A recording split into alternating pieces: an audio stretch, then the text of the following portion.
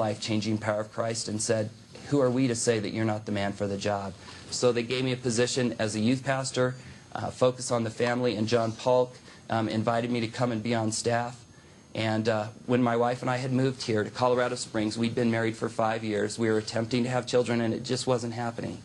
So one night, my wife woke me up after we had moved into our new home, and she said, honey, I have a verse that I want to read to you. And it was a verse in Psalm 127 that talks about how children are a heritage from the Lord.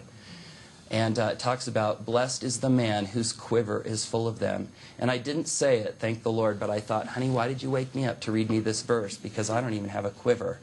She handed me a gift, and I remember opening the package and pulling out this leather thing.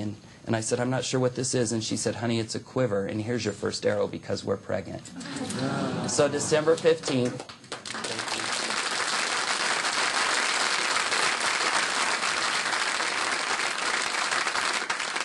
So December 15th, 1999 at 9:39 in the morning, but who's counting? My son, Bennett Michael, was born. And Bennett means little blessed one, and it's also the last name of my brother-in-law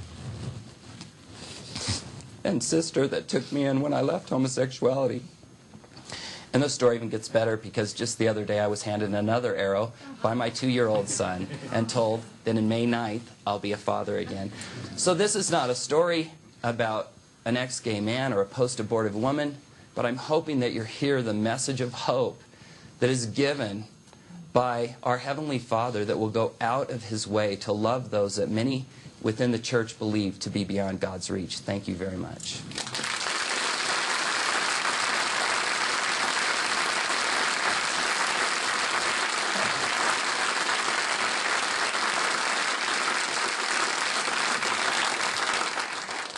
I've heard those stories before and those accounts, and I know these men, but it touches me every time because it offers hope to so many.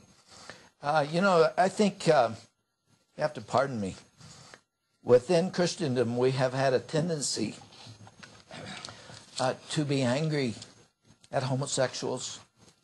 And it is true that the agenda that they want to impose on the culture and on Christianity is wrong, and we have to oppose that. But in every one of those cases, there's a hurting individual, gay or lesbian. There's a hurting individual who has a story to tell like this.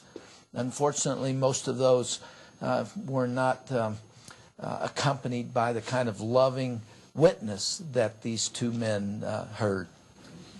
Thank you, gentlemen. And would you all...